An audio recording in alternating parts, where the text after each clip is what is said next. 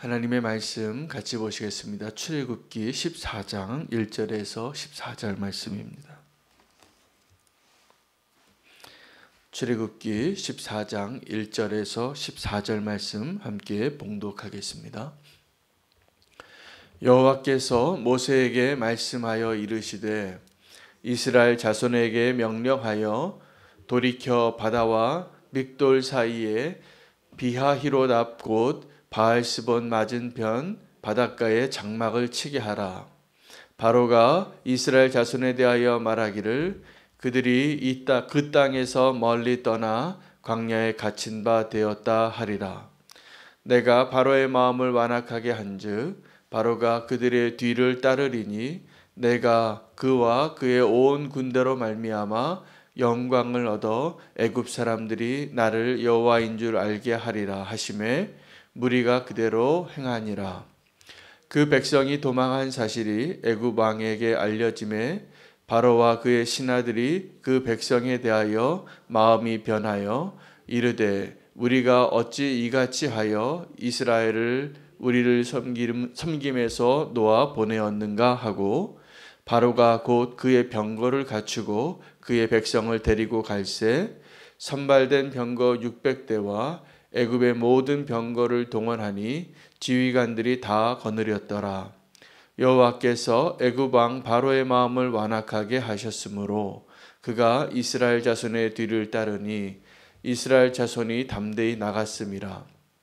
애굽 사람들과 바로의 말들 병거들과 그 마병과 그 군대가 그들의 뒤를 따라 바알스본 맞은편 비하히롯 곁 해변 그들이 장막 친 데에 미치니라. 바로가 가까이 올 때에 이스라엘 자손이 눈을 들어 본즉 애굽 사람들이 자기들 뒤에 이른지라. 이스라엘 자손이 심히 두려워하여 여호와께 부르짖고 그들이 또 모세에게 이르되 애굽에 매장지가 없어서 당신이 우리를 이끌어내어 이 광야에서 죽게 하느냐. 어찌하여 당신이 우리를 애굽에서 이끌어내어 우리에게 이같이 하느냐. 우리가 애굽에서 당신에게 이른 말이 이것이 아니냐. 이르기를 우리를 내버려 두라. 우리가 애굽 사람을 섬길 것이라 하지 아니하더냐. 애굽 사람을 섬기는 것이 광야에서 죽는 것보다 낫겠노라.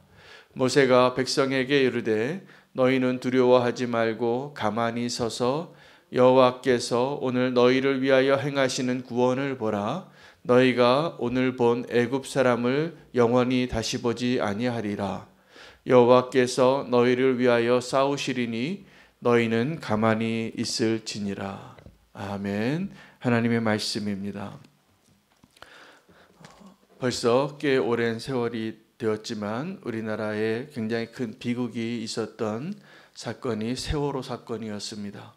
세월호 사건이 있을 때 우리를 안타깝게 한 것은 그 배 안에 있었던 많은 어린아이들에게 방송이 나와서 뭐라고 얘기했냐면 가만히 있으라고 했습니다.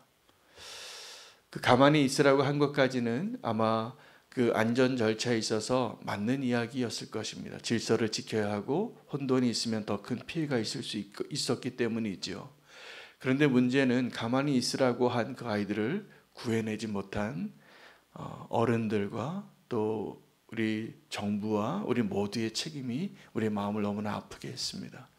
너무나 많은 희생이 있었는데 모세와 이스라엘 백성이 오늘 출애굽하여서 홍해 앞에 있을 때 모세가 그들에게 했던 말이 동일했습니다. 가만히 있으라. 그때는 살고자 하면요 지푸라기라도 잡고 싶은 겁니다. 위기가 있으니까. 그래서 발버둥 치고 싶고 뭔가 원망하고 싶고 그들이 어떤 방법을 구하고 싶을 그때에 모세는 이스라엘 백성에게 가만히 있으라고 그리고 하나님이 너희를 위하여 행하시는 이 놀라운 구원을 보라고 그리고 하나님은 그들을 구원하셨습니다. 그들이 그 홍해를 건너는 그 놀라운 사건은 어쩌면 이 출애굽 사건의 클라이막스가 애굽에서 10가지 재앙의 마지막 날 밤 장자들의 죽음, 그래서 유월절보다 이 홍해의 사건일 것입니다.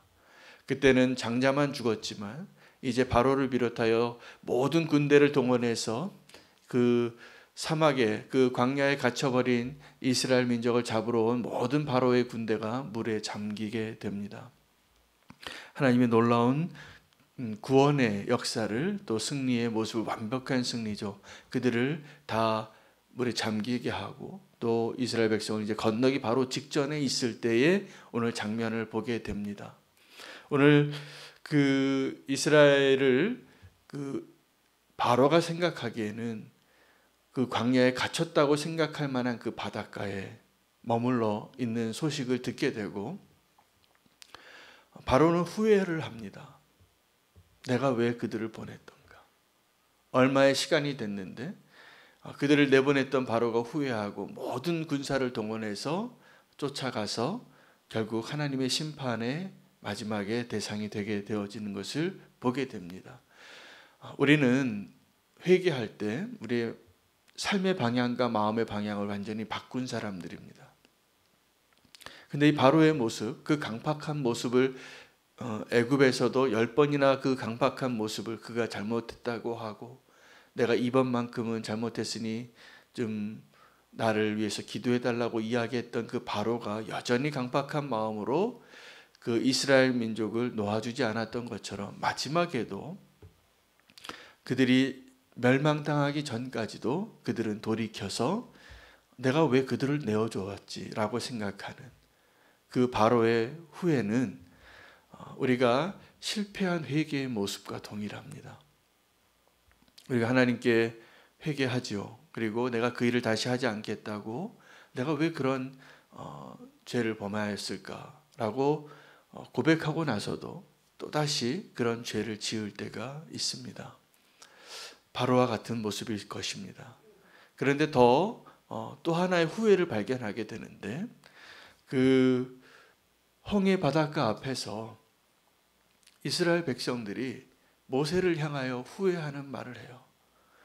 우리가 애굽에서 떠나기 전에 말하지 않았냐고. 애굽에 매장지가 없어서 우리를 이곳까지 고생하게 하고 그렇게 힘들게 해서 여기서 죽게 하느냐고. 모세는 그들에게 더 할 말이 없어서 잠잠하라고. 그리고 하나님께서 너희를 구원하시는 그 위대한 손길을 보라고 이야기합니다. 여러분, 그 마지막에 그 하나님께서 이스라엘 민족을 인도해서 그 갇힌 땅에 있을 때 후회했던 그 바로의 후회와 그 땅에 들어가서 이제 죽음을 앞에 두고 하나님을 원망하고 모세를 원망했던 그 이스라엘의 후회가 다르지 않습니다.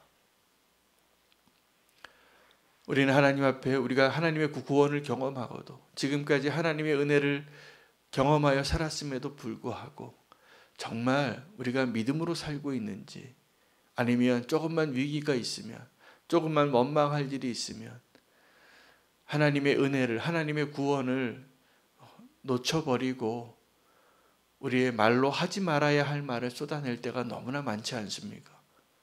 그리고 우리가 정말 하나님을 신뢰하고 하나님 우리를 구원해 주셔서 여태까지 살았는데 하나님의 은혜로 살았는데 마지막에 지푸라기라도 잡아보고 싶어서 허우적대는 모습이 될 때가 많이 있습니다. 그래서 모세가 오늘 저와 여러분에게 또 한 번 이야기합니다. 가만히 있고 잠잠히 있으라. 움직이지 말라. 말하지 말라. 그리고 하나님이 너희를 구원하시는 그 놀라운 능력의 손을 바라보라. 말씀하시는 그 음성을 우리가 듣기를 원합니다. 심판을 경험하고도 후회하는 바로나 하나님의 은혜를 경험하고도 또다시 원망하는 이스라엘이 결코 다르지 않습니다. 어쩌면 오늘도 하나님은 우리를 그 홍해 앞에서 더 이상 갈 곳이 없는 것이죠. 여러분, 갈 곳이 없는 그곳에서 하나님이 이제 우리에게 우리가 보지 못했지만 바로 우리가 살 길이 그 홍해에 가로막혀 있어서 사실은 그 길이 하나님께서 이제 마지막에 출애굽하는 마지막 애굽을 떠나는, 그래서 바로가 더 이상 쫓아올 수 없고 바로를 심판하고 그 홍해를 건너는 그 자리로 우리를 인도할 때 우리 눈앞에는 앞에는 홍해고 뒤에는 쫓아오는 그 바로 군대의 병고 소리가 들릴 겁니다. 그때 우리의 모습이 어떠한가를 오늘 믿음으로 결정하기를 원합니다. 꽉 막혔죠. 더 이상 갈 데가 없고 아무것도 할 수 없을 것 같을 때 사실은 그때가 하나님이 우리를 위하여 구원을 행하시는 놀라운 일들을 볼 수 있는 축복의 시간이고 하나님의 그 축복의 장소가 분명합니다. 그 홍해에 그 길이 원래 있었습니다. 원래 있었습니다. 그것으로 인도하신 겁니다. 근데 우리에게는 우리 힘으로 불가능해 보이는 바다가 가로막혀 있기 때문에 갈 수 없다고. 그때 우리가 해야 할 것은 꽉 막힌 그 상황에서 하늘에 계신 하나님께 기도하고 주님이 행하시는 일들을 의심하지 아니하고 그 믿음이 필요한 것입니다. 오늘 우리가 찬양했던 것처럼 내 눈에 아무 증거 보이지 않아도 우리를 인도하시고 우리에게 약속하신 그 하나님을 정말 믿으십니까? 우리는 어쩌면 한 걸음 한 걸음 주님이 우리를 인도하셨음에도 불구하고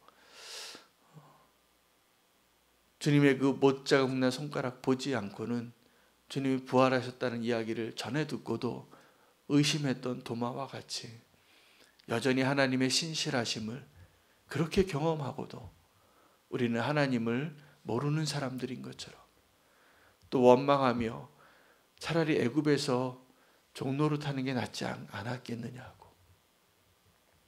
그렇지 않습니다. 하나님께서 오늘 저와 여러분을 그 실패한 회개의 자리에서 우리를 다시 한번 믿음으로 구원받는 자리로 인도해 달라고 구하는 시간이 되기를 원합니다. 요즘 이렇게 운전을 하다 보면 그런 현수막이 보입니다. 속도를 낮추면 사람이 보인다고. 우리의 믿음의 여정에도 우리가 속도를 낮추고 기도의 자리에서 오늘도 그 자리 되기를 원하는데 하나님이 보일 수 있는 자리가 되기를 원합니다.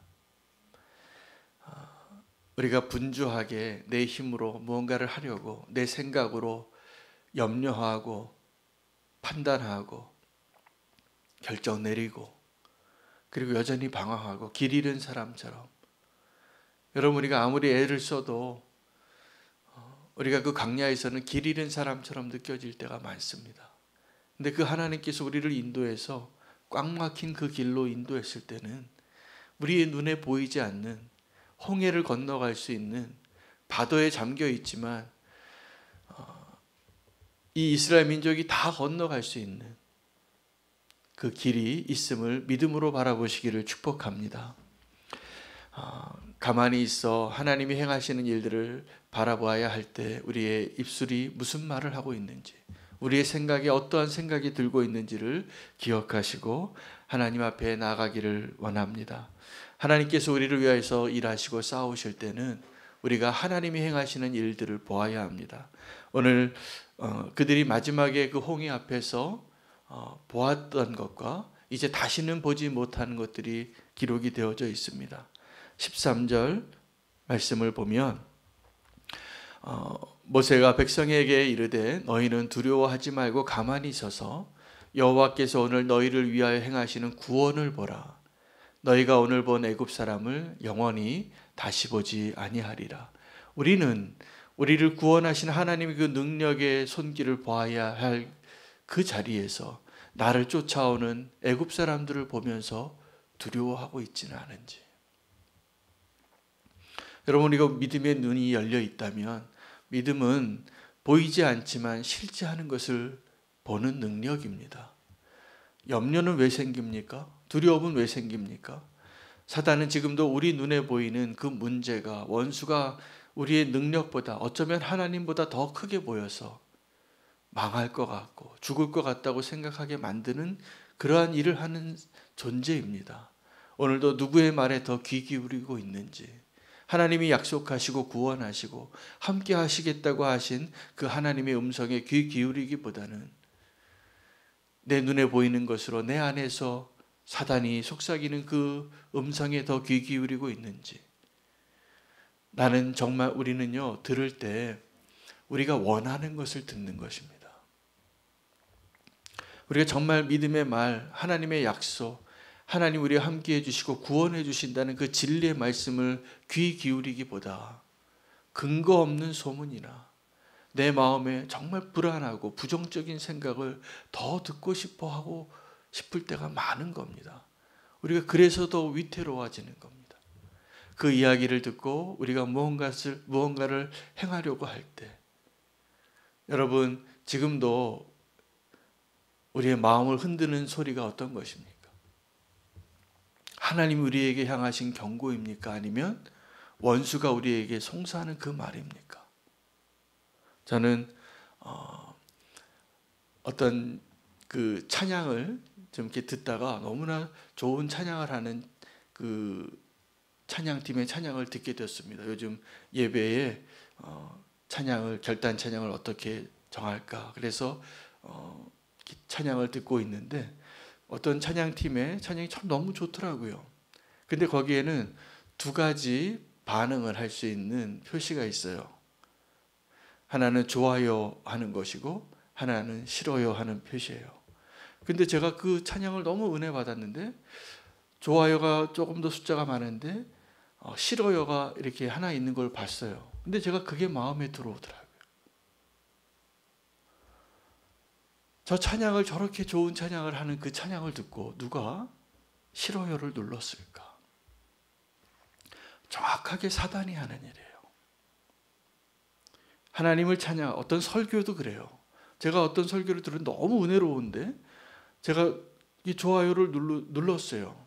너무 은혜로운 설교라서. 그런데 거기에 어떤 사람은 어떤 의도로 어떠한 생각으로 했는지 모르겠지만 그렇게 은혜로운 찬양과 그렇게 은혜로운 말씀을 보고 듣고 싫어요를 누르는 사람이 있더라고요.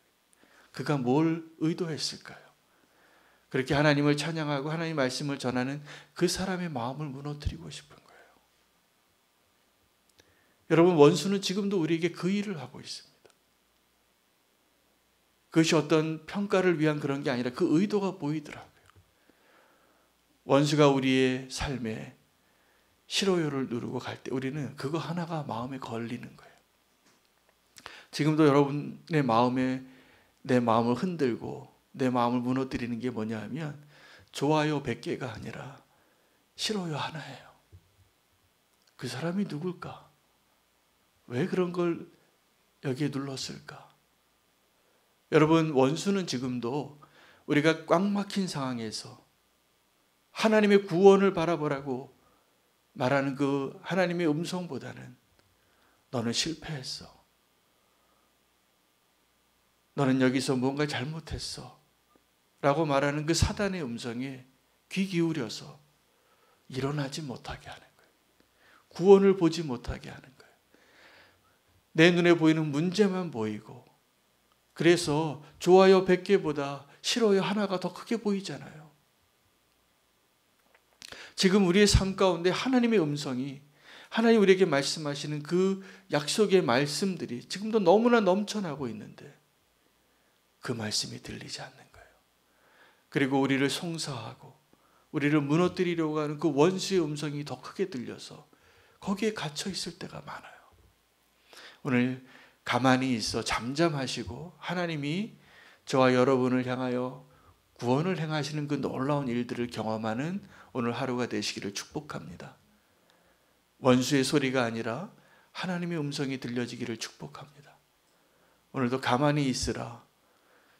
우리가 불평하고 불안하고 염려하고 상심하고 무너질 것 같은 그 마음들 다 내려놓고 하나님께서 구원하시는 그 음성과 그 손길을 경험하는 소중한 하루 되시기를 축복합니다. 오늘 하나님의 구원을 보라는 그 하나님의 음성을 듣고 우리가 믿음으로 나아가길 원하면서 오늘 절망 가운데 있는 사람들을 위해서 함께 기도하기를 원합니다. 오늘 특별히 미얀마를 위해서 좀 기도하겠습니다. 미얀마의 그 내전이 이제 더 심해지고 이제 평화적인 시위를 하던 그 국민들이 시민군을 구성하고 외부에서 도와주지 않으니까 그러한 소식을 듣고 더 많은 피해가 예상이 되어집니다. 우리가 기도하기를 원합니다. 그들이 지금 마치 홍해 앞에 갇혀 있는 이스라엘과 같은 상황인데 하나님께서 그 홍해의 문을 열어 주시라고 우리가 함께 그 미얀마 백성 국민들을 위해서 함께 기도하기를 원하고요. 오늘 역 라마단도 동일한 기도입니다. 그들이 이 라마단 기간에 거짓의 영에 사로잡혀서 더 결단하는 사람들이 이렇게 많습니다. 오늘은 예멘에 있는 사라를 위해 도시 수도를 위해서 기도하겠습니다. 사다입니다. 400만 명이 살고 있는 그 예멘에 그 300만 명이 2015년부터 시작된 내전으로 인하여 극심한 영양실조 상태에 있습니다. 예멘은 100%가 이슬람 국가입니다. 거기에 이슬람을 믿지 않는 사람은 0.0001%밖에 없습니다. 다 이슬람 믿는 나라에 그들이 지금 내전으로 너무나 어려운 상황 가운데 있는데 그 예멘은 굉장히 오래된 지역입니다. 그래서 2500년 전에 건축된 건물이 아직도 존재하는 그래서 정말 그 고대의 문명과 그것의 역사가 깊은 도시인데 하나님을 알지 못하고 지금은 전쟁으로 내전으로 너무나 고통받고 신음하는 나라가 되었습니다. 오늘 우리가 함께 말씀을 붙잡고 기도할 때 미얀마와 예멘을 위해서 함께 그리고 그 땅에 하나님의 구원의 역사가 이루어질 수 있도록 오늘 말씀하신 이스라엘을 구원하시는 너희는 가만히 있어 이제 내가 너희를 위하여 행하는 구원의 손길을 바라보라 라는 말씀으로 함께 기도하겠습니다. 주의 이름 부르고 기도하겠습니다. 주여